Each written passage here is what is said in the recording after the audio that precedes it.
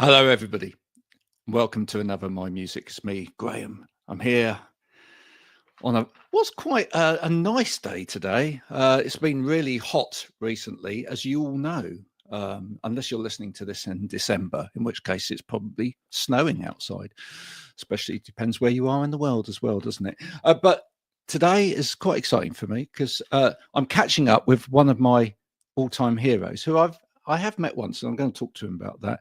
And also, I'm going to meet with another one who I've never met before. You'll get to meet these two people very shortly after our usual piece of music from Analog Trash. Keep on, don't stop.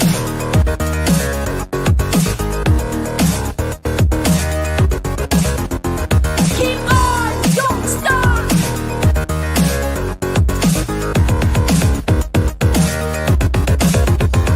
Keep on, don't stop.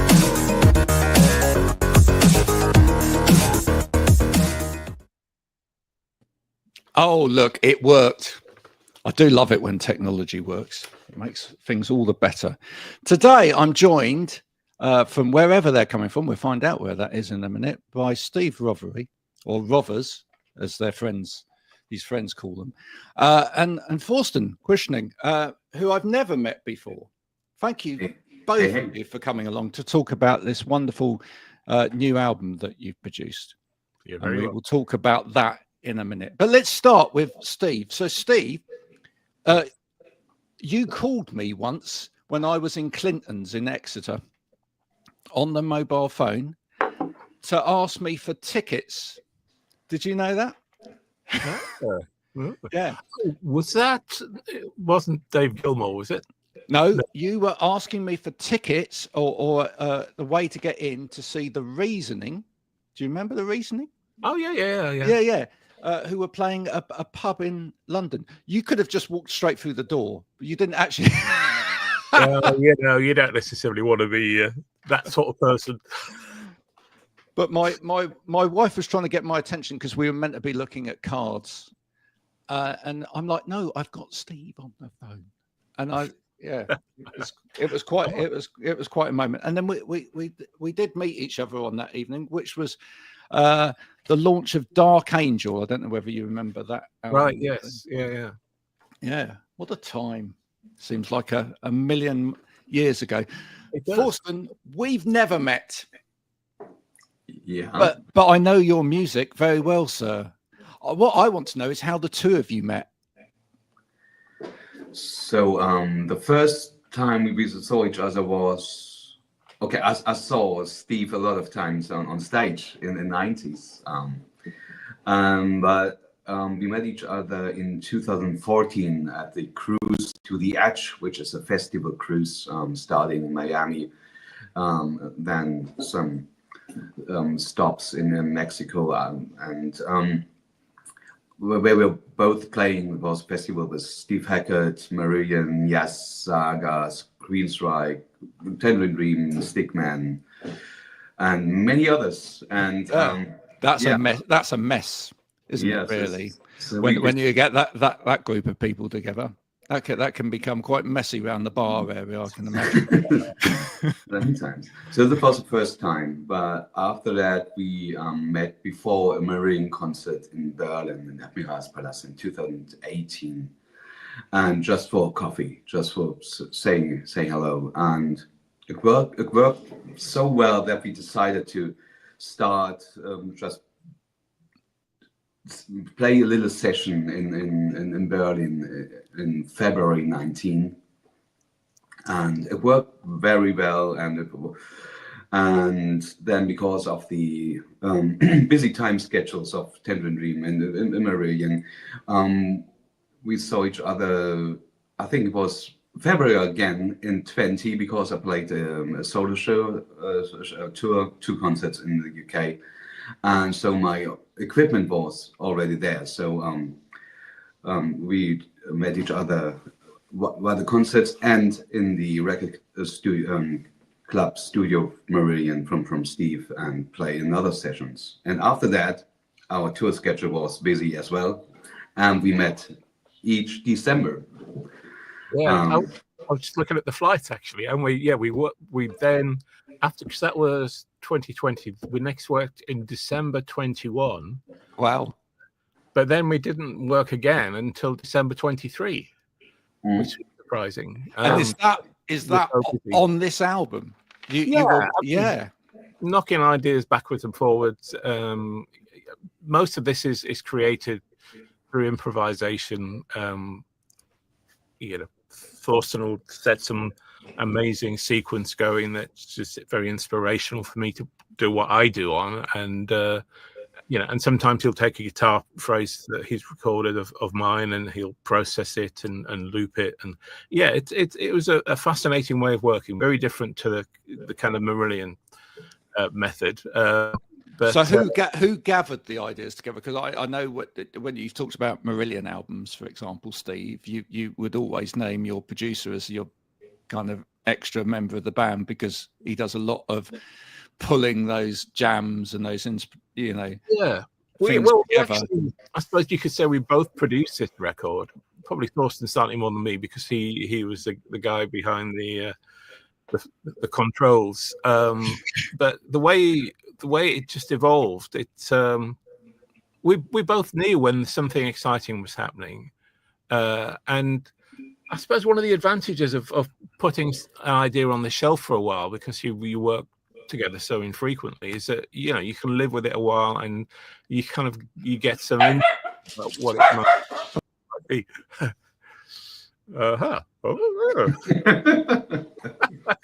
Downship. Excuse me.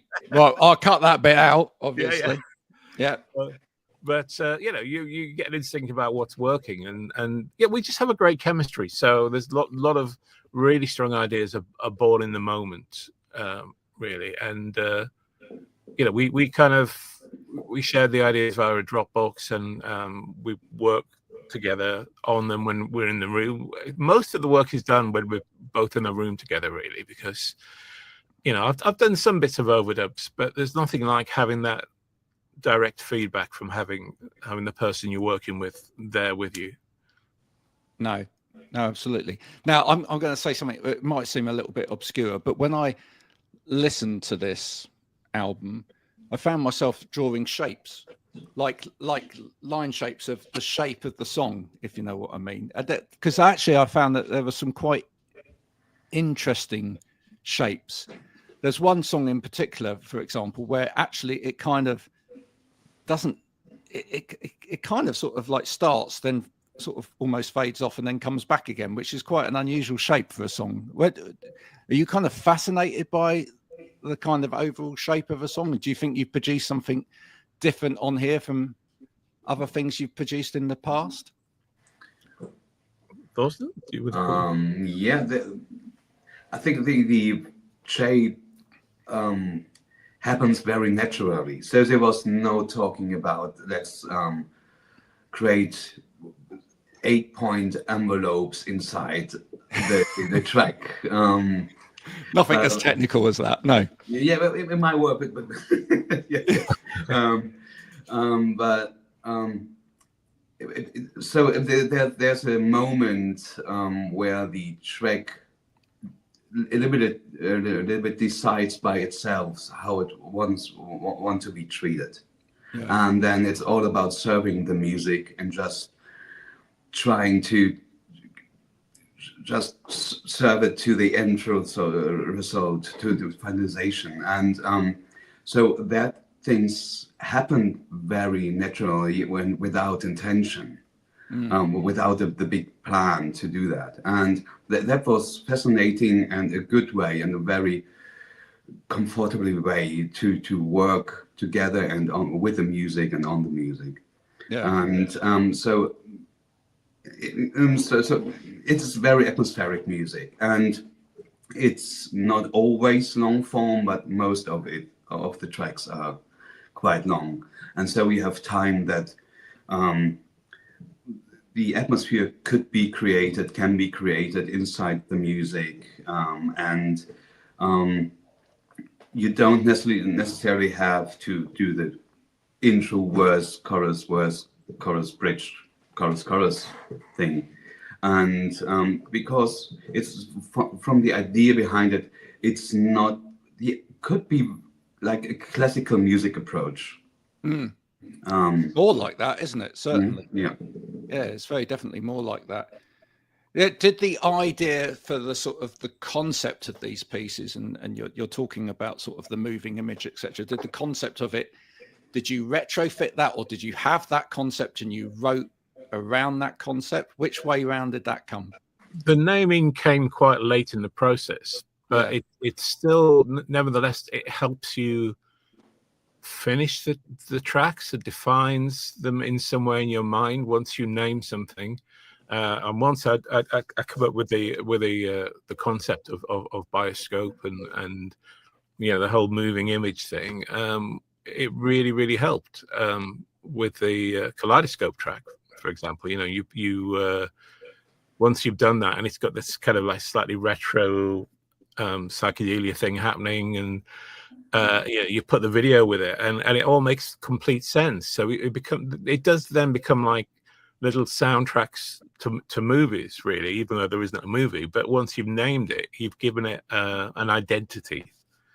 Yeah, it's interesting you mentioned that track. That track in particular. I mean, as a singer, I kind of find myself creating almost a vocal track over the top of a track like that. Do you almost hear vocals at all on tracks like that when you're producing them, even though there is no vocal there? Do you almost imagine something there? I mean, from personal experience, making instrumental albums, making albums with vocalists, once you have a human voice in something, it makes it a different sort of thing. It pulls all the attention, all focus into that. It's like, okay, this is a song with lots of other stuff happening around it. But the focus is on the voice and what the voice is saying. Exactly. And then you have the problem of, is it the right voice? Is it a great performance? Is it a great lyric? Is the lyric saying anything? You have a whole can of worms of potential problems. And sometimes music doesn't need that. A lot of my favorite music is instrumental, and I love film soundtracks. Paris, Texas, That's a great film. Ry Cooder's really evocative slide guitar playing, these images of the heat and the desert, and Vangelis' soundtrack to Blade Runner, again, just a perfect symbiosis of a visual and music. So I don't think, for me, there's so much more freedom if you don't have a voice on something. I mean, you can work really well, and who's to say that we might one day write something that that has a voice on. But at least for me, it doesn't feel like it's an obligation. Yeah. Well, now listen, if you must be fans of each other's music, were there sounds, etc., that both of you said that you'd heard on previous albums by each other that you went, I would really love it if you did a bit of that on here, or examples of things, or did you want each other to be pushed? I think we just did what we do. Which is no problem with that, right? Yeah, and I grew up listening to Tangerine Dream when I was sort of 16 or 17, Stratosphere and Ricochet, that whole kind of genre of music. So I was familiar with it. But what was interesting was to hear this very different approach to any of the keyboard players I've worked with in the past, and the embracing of technology and the embracing of the analog world and the digital world in combination, and the incredible grooves and atmosphere that Thorsten creates. I just thought, well, I'll do what I do over this, and let's hope that something interesting happens. Yeah, at times, Thorsten, you're like a sequencer without a sequencer, aren't you? You just set off those little bubbling rhythms and then explore where that sound goes. I love that. Yes, it's like playing arpeggio is close to sequencer, or especially if you listen to King Crimson-esque music, it's sequencer music. Because of the idea of repetition and continuous playing. And Yeah. Steve, does that open up something for you as a guitarist? Does that give you sort of almost infinitely more space to play? Yeah, I mean, it's a challenge when there's a lot of space in the music that you have to try and find parts and melodies and melodic hooks to make it interesting. And especially with a long piece like Vanishing Point, which is the best part of 20 minutes long. Yeah, it's a challenge, but that's, it makes you. I mean, it's cost me a fortune in new effects pedals for a start. But you find sounds that you wouldn't otherwise have used, and yeah, it's quite liberating. That it's like a blank canvas, really, on which to create. I want to ask you about sort of music that's kind of outside of the genres that you typically make, and quite interestingly, I was sat there listening to the latest Michael Kiwanuka album last night, and the title track of that album, there's a passage right in the middle of it which almost sounds like you two. Really? On here, yeah, absolutely. And I just wonder, do you have a full appreciation of maybe the influence you've had on musicians that are outside of your kind of, more prog-based genre that, might have taken inspiration just from the sort of soundscapes that you're making? Yeah, I mean, with Marillion, I've met a lot of people over the years, a lot of other musicians who absolutely fell in love with Misplaced Childhood and Clutching at Straws, and kind of embrace some aspects of what we did on those records in their own music, even though it's a very different sort of genre from what we do. Yeah. So yeah, I mean, there's influence. The thing is, I'm not a technical guitar player. That's not what I'm about. I'm about trying to create atmosphere and melody and emotion.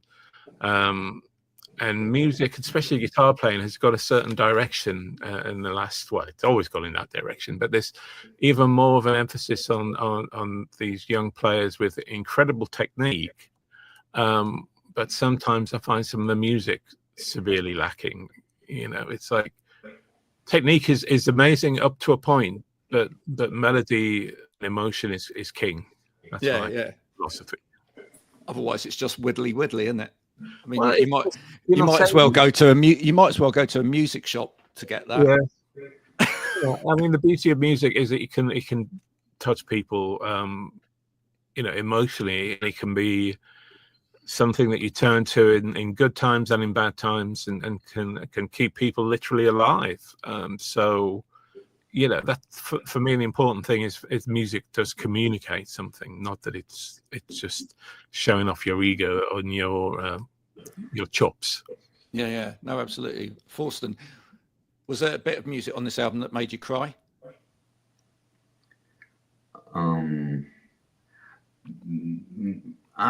Probably not directly, but So you're amongst friends. You're allowed to say it's okay. Yeah. No. That is so. There are things that I felt blessed about, but not in a very religious way. Just being, this is great to be part of, and this is an unbelievable. Fortunate situation, and that I'm able to play with Steve, and he's an unbelievable good guitar player, and so he's so melodic and hook line-ish in a good way. Yeah. So I'm sometimes using hooks in my music as a bad term, but this is a good way of doing hook lines. And it works so well, and so I never talked about it. As you said, that you were listening to Tangerine Dream was 17, 16. So I think my first concert was like, I was 17 or 18 as well, as I saw you in the Huxleys in Berlin. And so I grew up with his music, and music from that genre, but more it's about Marillion, Genesis, phonograph generator, a little bit King Crimson, and so it very sculpted my kind of musical socialization all over the years, and this is a thing that feeling blessed, and that it works so well together. So it always feels a little bit strange to judge over the output where I'm involved in. But I think it works very well. Yeah. Do you both? I presume you do, but I mean, I presume you both feel quite blessed that you have a fan base that will give time to listening to music. Because I speak to a lot of young artists on this program as well, and I think one of the things that they struggle with the most, especially when they start putting their music out, and especially if they try and push boundaries and they are a little bit more long form or whatever, is that the infinite struggle these days to get anybody to listen to more than sort of 20 seconds, and if they're not hooked on that 20-second hook, that people won't actually sit down and give full listening to a piece. And it's partly to do with the way that music's disseminated these days. But yeah, I think so. I mean, TikTok is probably the most important platform for young artists. The thing is, with all the social platforms, so much new music is released every single day that unless you're incredibly lucky, unless something is used in some other context, it's going to get lost in the noise, really. And we are very lucky that we both have established fan bases, but even that is no guarantee. You're only as good as your last record, and I'd like to think this is a good record, so I'd like to think we can make several more in the next few years. But it's a struggle for everyone, I think. I mean, the fact that you only sell a fraction of the amount of records as you would have done 10, 20, 30, 40 years ago. Most of your income is from streaming, and streaming is so pathetic in terms of the amount of money it generates. So for most young musicians, a career in music isn't really an option. Find yourself a decent job and do it as a hobby or part-time, and maybe a chance almost in a million something will happen and you will get to turn professional one day. It's a shame. There's so much talent out there. Oh, absolutely. Yeah. I mean, it always grieves me when people say, oh, the only music from 20, 30 years ago is good, and there's nothing good coming out now. There's more great music coming out every day now. It's just it's lost in this. Yeah, I think it's very connected to the medium or format itself and the environment. So if you have an audience or listeners that they must not exactly listen to things or music on vinyl, but the environment of listening to vinyl is different to streaming. So having is like a concentration span from 27, 32 minutes, and then you have to turn the vinyl instead of having the chance always skipping and moving forward and things like that.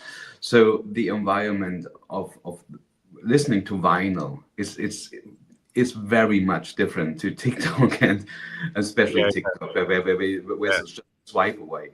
And I think that is, maybe it's a format that sometimes is a problem. So, although I'm pleased to say that a lot of young artists are actually starting to take that on board, and are actually producing stuff on vinyl again, and also doing things like listening parties, and because the ears have to be educated to listening, don't they? I mean, what would you say to any young person that's never listened to an album like this before? What does it actually give them in terms of a sort of new experience and a new set of skills, almost in a way? you've got to have patience, I suppose. You've got to ideally listen to it on a good sound system or on headphones. And you've got to let yourself be immersed in the music, really. And then it should be some sort of journey, or it should be something that you experience in a deeper way than whatever you would be hearing on pop radio. Or it's so difficult with all the different genres of music. I mean, I've always had the opinion that there's only two kinds of music, good and bad.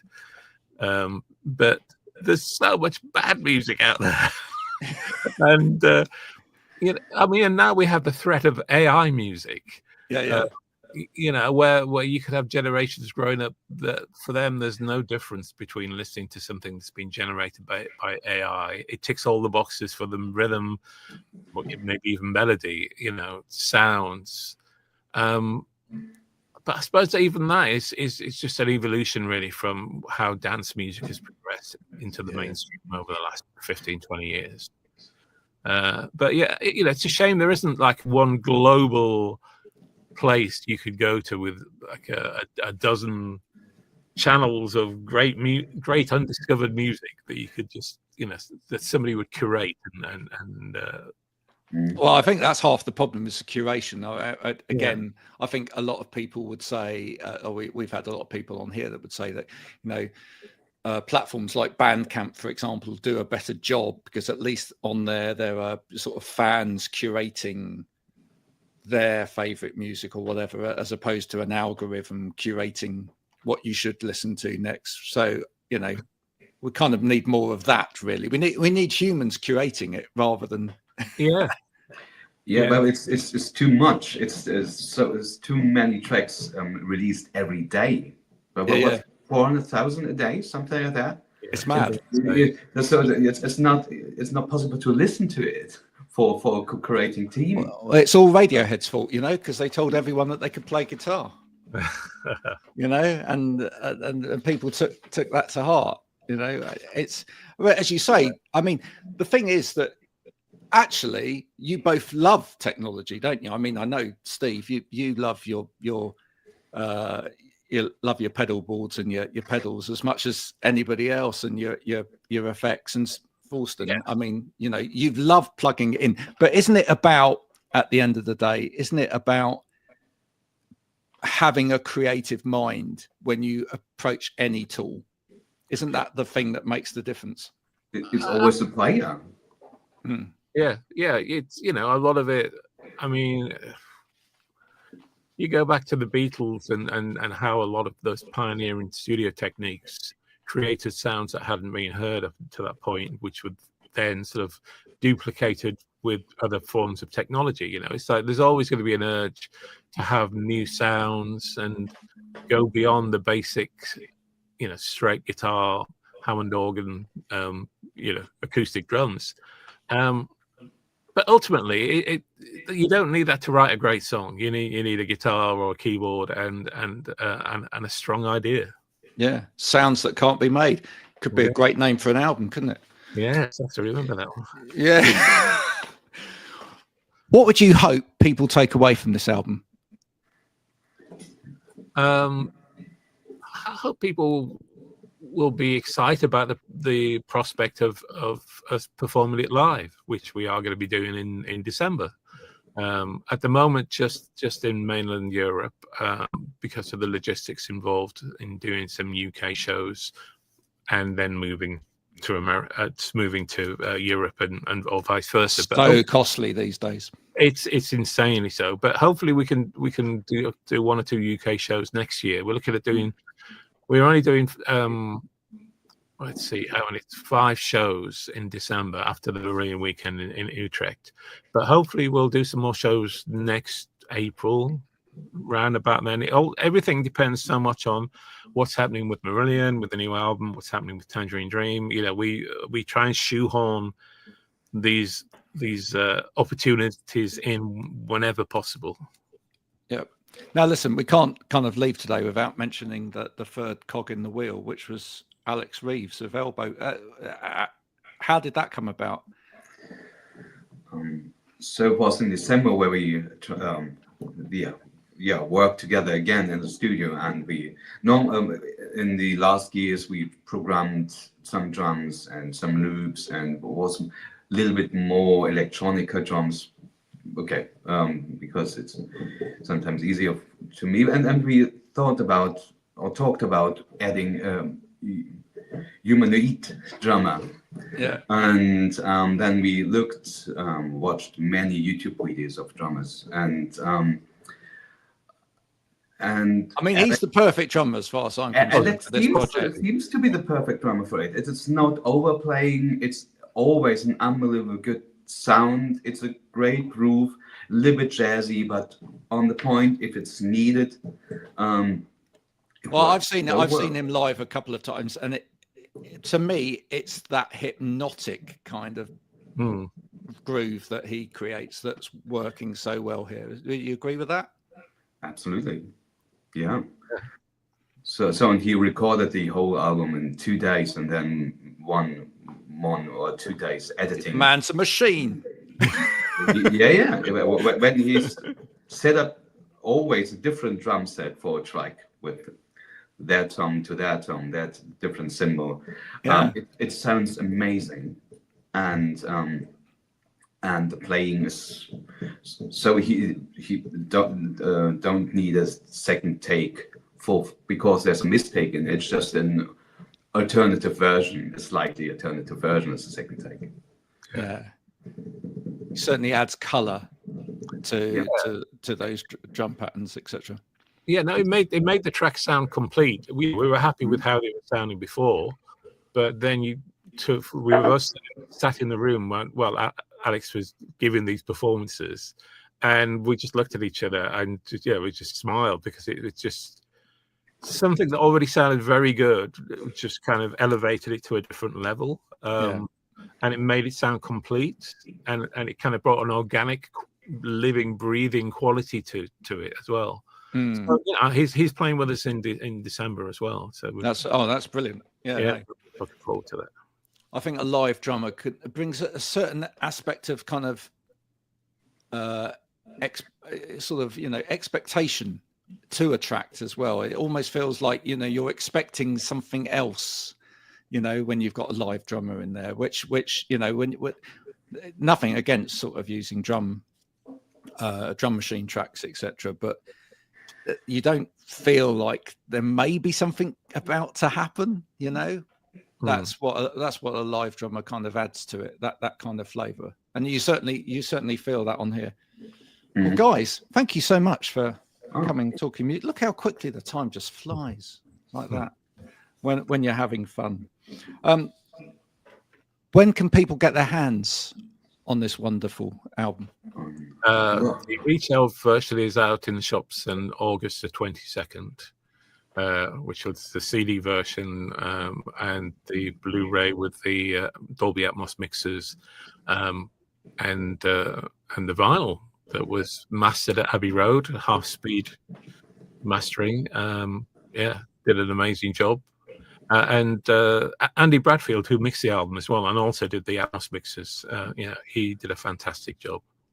Look, we look forward to people getting hold of it, putting it on, and spending the proper time listening to it, because that is the important thing. Steve, Thorsten, thank you so much for joining me today. I hope you've enjoyed this too. If you have enjoyed the whole conversation, please do go and investigate. We'll put the links in so that you now know where to go and pre-order the album, etc. And do make sure you go and see these guys live as well later in the year. They'd love you to be there to experience the whole thing. We'll be back soon with more of my music, but until then, from Thorsten, Steve, and myself,